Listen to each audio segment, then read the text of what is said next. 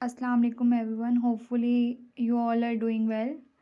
आज का हमारा जो नेक्स्ट टॉपिक है चेन ग्रोथ पॉलीमराइजेशन है। प्रीवियस टॉपिक में हम दो लेक्चर में इसके बारे में डिस्कस कर चुके थे। What is chain growth polymerization, किस टाइप के रिएक्शन इस कैटेगरी में फॉल करते हैं। आज हम डिटेल डिस्कशन करेंगे। अगर आपने प्रीवियस दो लेक्चर अच्छे तरीके से अटेंड किए हैं तो होपफुली आपके इस वाले टॉपिक में कोई प्रॉब्लम नहीं होगी। आज के टॉपिक में हम डिफरेंट पॉइंट्स को कवर अप करेंगे। कौन से फैक्टर के ऊपर चेन ग्रोथ पॉलीमराइजेशन डिपेंड करता है, विद कौन से मैकेनिज्म के थ्रू रिएक्शन प्रोसीड करते हैं। सबसे पहले चेन ग्रोथ पॉलीमराइजेशन में हमारे पास फॉर्मेशन ऑफ पॉलीमर्स आएगा कि किस तरह फॉर्मेशन ऑफ पॉलीमर्स होती है चेन रिएक्शन में। हमें पता है ऑलरेडी कि जब मोनोमर्स आपस में कंबाइन करते हैं तो हमारे पास क्या बनता है, पॉलीमर बनता है। यहाँ पे जो हमने मोनोमर्स यूज़ किया है वो क्या है, इथाइलिन है। एंड इथाइलिन मोनोमर्स यूज़ करने से हमारे पास जो पॉलीमर आएगा वो क्या आएगा, पॉली इथाइलिन। यहाँ पे मोनोमर ने क्या किया, इथाइलिन ही आपस में कंबाइन हुआ। कंबाइन चेन रिएक्शन के थ्रू कम्बिनेशन के बाद हमारे पास क्या बन गया, पॉली इथाइलिन। पॉली इथाइलिन जो कि क्या है, पॉलीमर है और हमारा मैक्रोमोलिक्यूल भी है। आगे इसकी कंडेंस फॉर्म बताई हुई है और ये एन का मतलब है CH2 हमारा क्या है, रिपीटिंग यूनिट है। इस फॉर्मेशन ऑफ पॉलीमर में हमने देखा कि चेन रिएक्शन के थ्रू किस तरह हमारी पॉलीमर की फॉर्मेशन हुई है और ये सबसे पहला स्टेप है चेन ग्रोथ पॉलीमराइजेशन में। हमारे पॉलीमर की फॉर्मेशन किस तरीके से होती है। अब उसके बाद हमारे पास आता है की factors for chain growth polymerization. कौन से फैक्टर्स हैं जिसके ऊपर चेन ग्रोथ पॉलीमराइजेशन डिपेंड करती है। सबसे पहला मोनोमर्स, मोस्ट इम्पोर्टेंट जो हमारे मोनोमर्स होते हैं अनसैचुरेटेड होते हैं, ये सबसे इम्पोर्टेंट फैक्टर है हमारा। And second one is initiator जो कि क्या करता है, टू ब्रेक पाई बॉन्ड। ये दोनों मोस्ट इम्पोर्टेंट फैक्टर्स हैं जो कि चेन ग्रोथ पॉलीमराइजेशन के ऊपर डिपेंड करते हैं, monomers and second one is initiator. अब हम देखेंगे कौन से टाइप के मोनोमर्स हम चेन ग्रोथ पॉलीमराइजेशन में यूटिलाइज़ कर सकते हैं। डिफरेंट टाइप के मोनोमर्स होंगे। अब यहाँ पे हमारे पास जो मोनोमर्स यूज़ किए हुए हैं फॉर चेन ग्रोथ पॉलीमराइजेशन में वो ज़्यादातर एल्कीन्स, ओलेफिन्स भी हो सकते हैं, विनाइल पॉलीमर्स भी हो सकते हैं। अब यहाँ पे कुछ दिए हुए हैं अल्कीन्स पॉलीमर। अल्कीन्स का मतलब डबल बॉन्ड वाला होता है। अब यहाँ पे स्टिल बीन एंड ड्रिंक फॉर्म में भी दिए हुए हैं, अनसैचुरेटेड भी हैं, एपोक्साइड की फॉर्म में भी हैं एंड डाइन्स की फॉर्म में भी हैं। अब यहाँ पे मेथा एक्रेट भी दिया हुआ है यहाँ साइड पे, and aldehyde and ketone unsaturated polymer भी यूटिलाइज़ कर सकते हैं। एसिटाइलिन, स्टिल बीन है एंड यहाँ पे क्रिप्टोलेक्टेन दिया हुआ है। जब हम इसको रिंग ओपनिंग करेंगे तो हमारे पास क्या बन जाएगा, नाइलॉन 66। ये हमने पढ़ा था कंडेंसेशन पॉलीमर में नाइलॉन 66 किस तरीके से फॉर्म होता है। जब इसको हम इसकी डिकम्पोजिशन करेंगे तो हमारे पास क्या आ जाएगा, नाइलॉन 6 आ जाएगा। अब नेक्स्ट में एपोक्साइड भी एज अ पॉलीमर यूटिलाइज़ किया हुआ है, हमने यूज़ किया हुआ है एंड डाइन्स भी यूज़ की हुई हैं। चेन ग्रोथ पॉलीमराइजेशन में monomer is most important factor इसके ऊपर हमारा रिएक्शन डिपेंड करता है। ये डिफरेंट टाइप के मोनोमर्स हैं जो कि हम चेन ग्रोथ पॉलीमराइजेशन में यूज़ कर सकते हैं। अब नेक्स्ट हमारे पास हम आएगा, हमने अब किस मैकेनिज़्म के थ्रू हमारे पास चेन ग्रोथ पॉलीमराइजेशन परफॉर्म की जा सकती है। हमें ऑलरेडी पता है कि 3 टाइप के रिएक्शन होते हैं इसमें, इनिशिएशन होता है, प्रोपगेशन होता है एंड टर्मिनेशन होता है।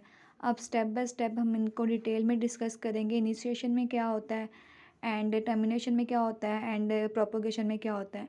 इनिशिएटर ने सबसे पहले क्या किया, ये हमने इनिशिएटर यूज़ किया। अब हमारे पास रेडिकल को एक्टिव करना है, अपनी साइड चेन को एक्टिव करना है।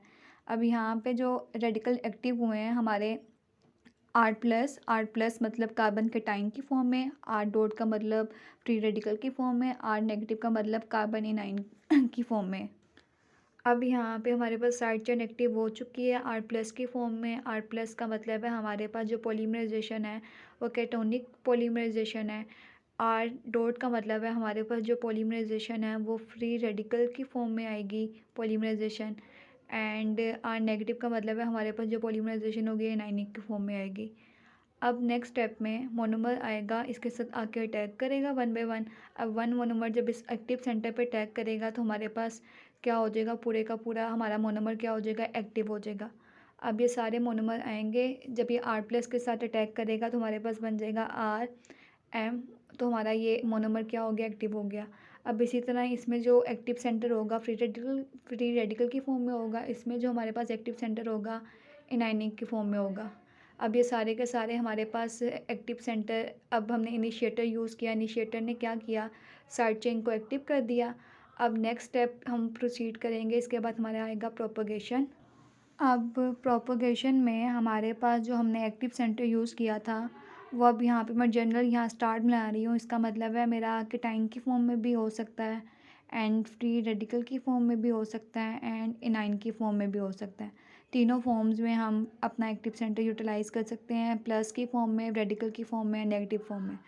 अब ये क्या करेगा, ये मोनोमर से अटैक करेगा। मोनोमर से अटैक करने के बाद हमारे पास ये चेन वन स्टेप इंक्रीज़ हो जाएगी। अब यहाँ पे हमारे पास आ जाएगा आर एम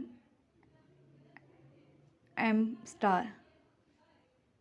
नेक्स्ट ये चेन एक्टिव हो गई, ये दोबारा से एक और मोनोमर के साथ करेगी। ये इसी तरह चेन प्रोसीड होती रहेगी, इन्हेंस होती रहेगी, इंक्रीज़ होती रहेगी स्टेप बाय स्टेप। तो यहाँ पे मैं क्या करूँगी, मोनोमर के साथ एन लिख दूँगी। इसका मतलब होगा ये मेरे क्या है, रिपीटिंग यूनिट है। अब यहाँ आर एम होल्ड वाइज एंड एन, और यहाँ पे लास्ट वाला मोनोमर क्या होगा, हमारा एक्टिव होगा। ये हमने एक प्रोपगेटिंग चेन क्रिएट कर ली एक्टिव सेंटर को मोनोमर के साथ स्टेप बाय स्टेप अटैक करने से। ये हमने क्या किया, प्रोपगेटिंग चेन हमारे पास आ गई। अब नेक्स्ट स्टेप जो हमारा होगा वो होगा टर्मिनेशन।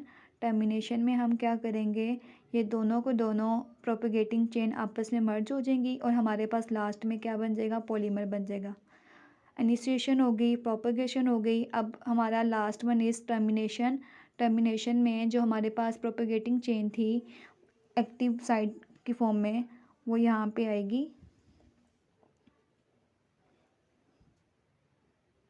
M star. एक और प्रोपगेटिंग चेन हमारे पास एक्टिव फॉर्म में इसके साथ टर्मिनेशन में रिएक्ट करेगी और लास्ट में हमारे पास क्या बन जाएगा, पॉलीमर। ये हमारे 3 स्टेप थे जिसमें हमने क्या किया था, initiation, propagation and termination.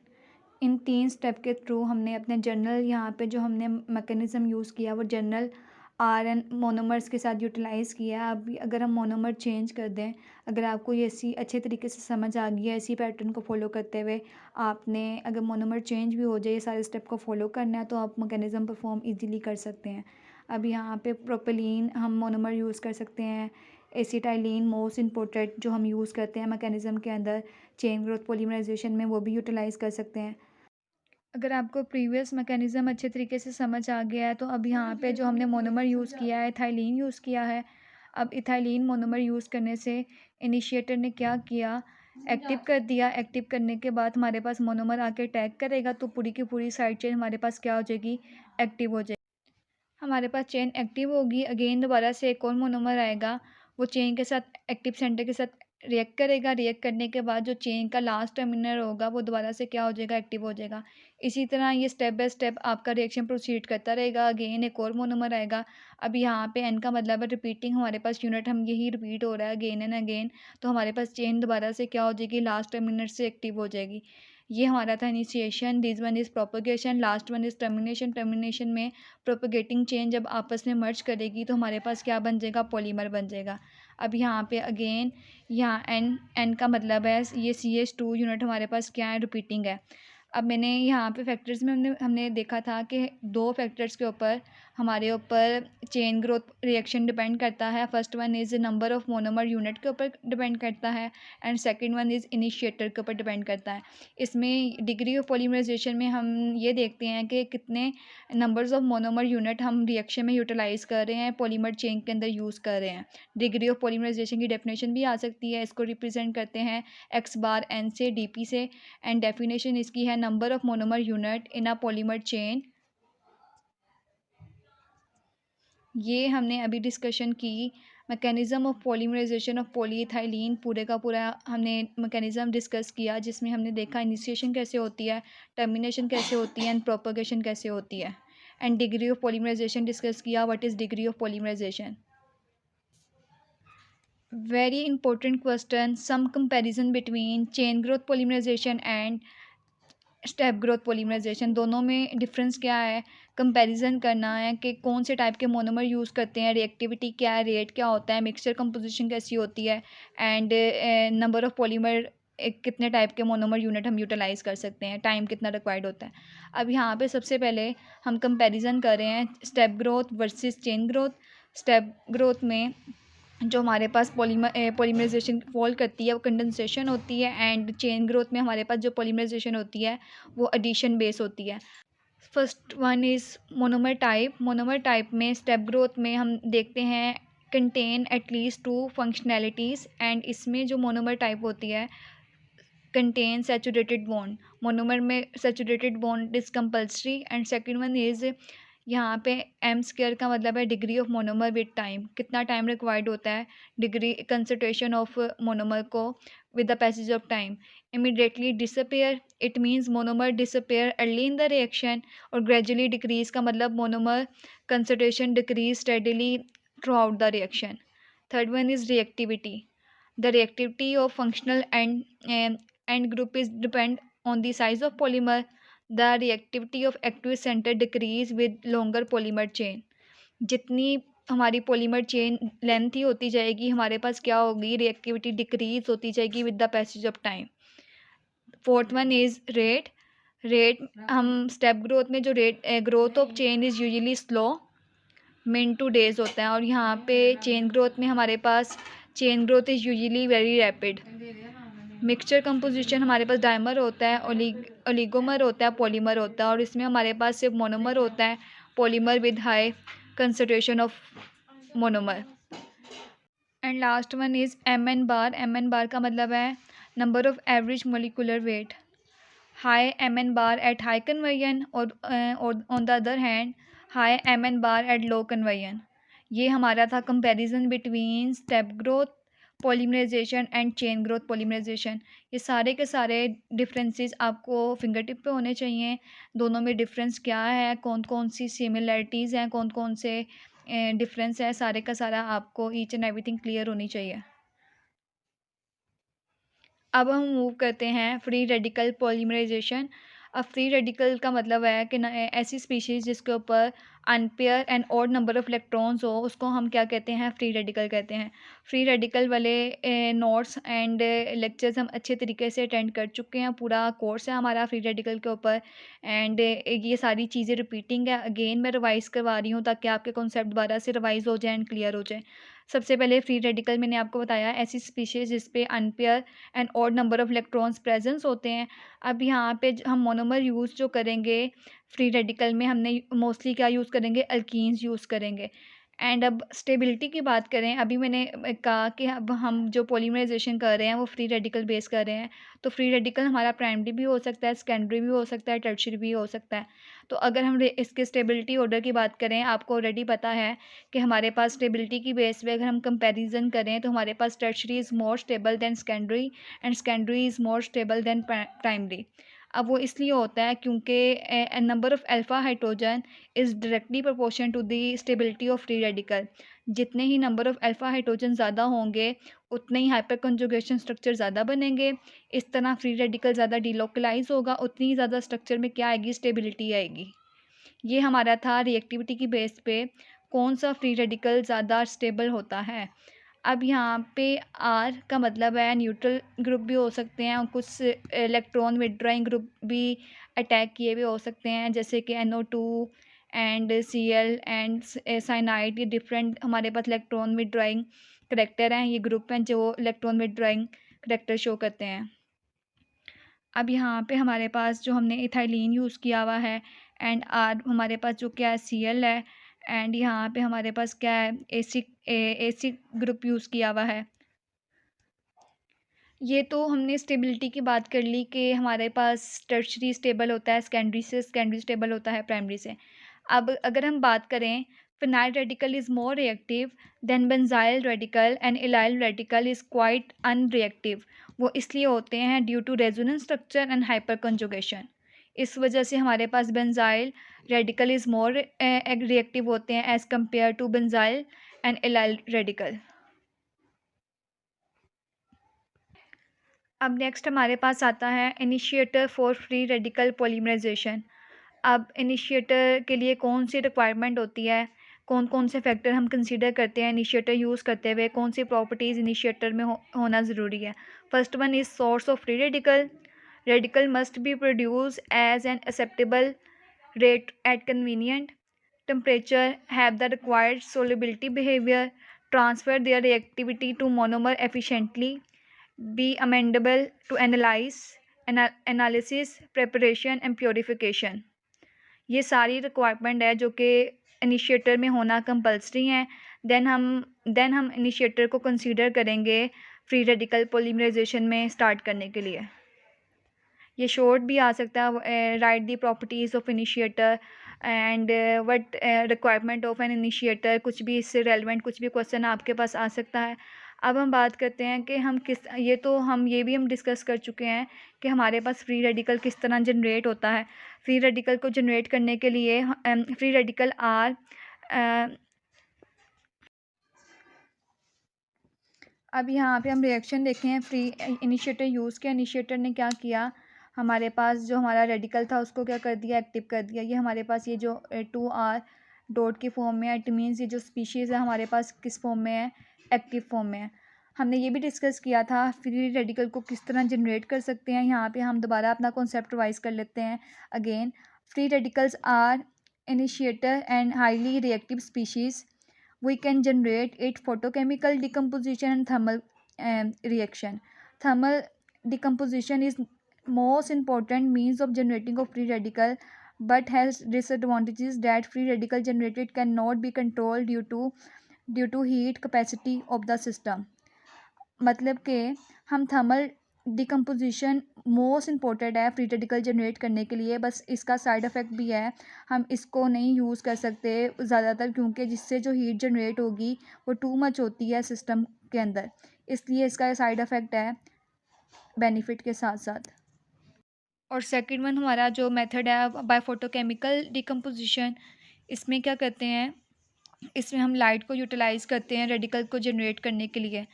By photochemical decomposition can control the generation of free radical because we can specific wavelength of light like benzone। दोनों में डिफरेंस ये है, thermal decomposition and photochemical decomposition में रेडिकल को जनरेट करने के ज़्यादा convenient हमारे लिए फोटोकेमिकल है। वो इसलिए है क्योंकि यहाँ पे हम specific wavelength of light utilize कर सकते हैं रेडिकल को जनरेट करने के लिए। बट थर्मल में हमारे पास क्या होता है, हीट इतनी ज़्यादा होती है सिस्टम में जो कि हमारे रिएक्शन के लिए साइड हार्मफुल होती है, जो कि इसका क्या डिसएडवांटेजेस हैं। ये तो थे हमारे पास इनिशिएटर की कौन सी प्रॉपर्टीज़ होनी चाहिए एंड किस तरह हम फ्री रेडिकल को जनरेट कर सकते हैं। अब ये सारा हमने इसका इंट्रो देख लिया जो कि ऑलरेडी हम प्रीवियस क्लासेस में भी इसको डिस्कस कर चुके हैं डिटेल में। अब हम इसकी कुछ एग्जांपल देखेंगे, कौन से टाइप के फ्री रेडिकल हैं जिसको हम जनरेट कर सकते हैं। ये भी सारी आपकी रिवाइज में आ रही हैं या आप पहले डन कर चुके हैं। अब यहाँ पे जो सबसे पहली जो एग्जांपल है हमारे पास ऑर्गेनिक पेरोक्साइड एंड हाइड्रोपेरोक्साइड। यहाँ पे हमने बेंजोइल पेरोक्साइड यूटिलाइज़ किया है।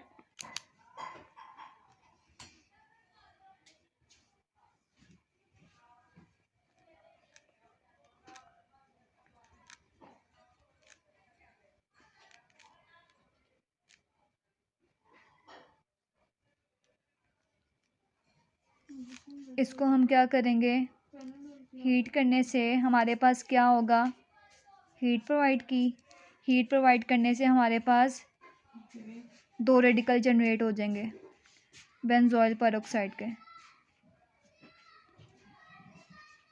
Like this.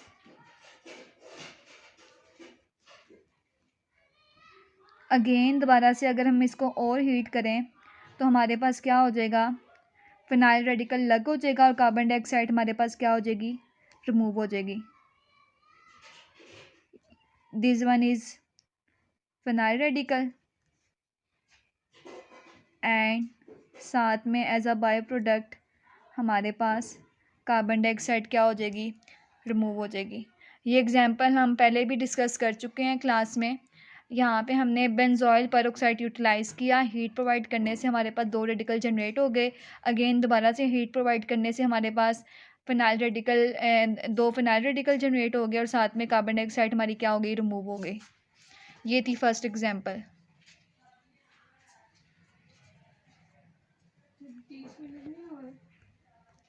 अब सेकंड एग्जांपल है हमारे पास है आइसो कंपाउंड की।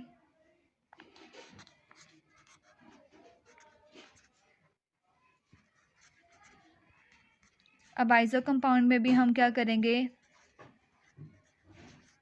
हीट और लाइट प्रोवाइड करेंगे और अपने रेडिकल को जनरेट करेंगे। अब यहाँ पे जो हमने आइसो कंपाउंड यूज़ किया हुआ है 2,2 आइसो बिस isobutyl नाइट्रीन and structure is this one।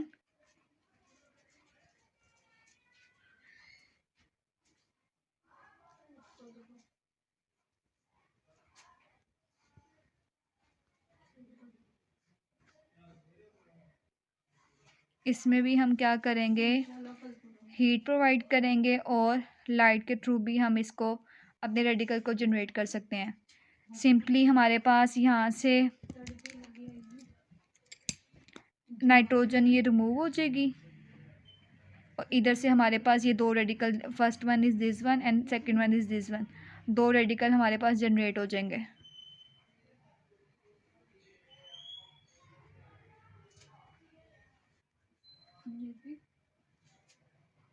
साथ में नाइट्रोजन हमारी क्या हो जाएगी, रिमूव हो जाएगी।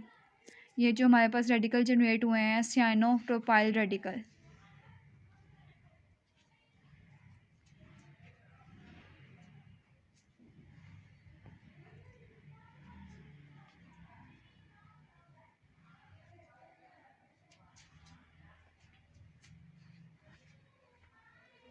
ये हमने डिस्कस किया अभी 2 एग्जांपल। इंशाल्लाह बाकी का जो हमारे एग्जांपल रहते हैं वो हम नेक्स्ट लेक्चर में इसको डिस्कस करेंगे।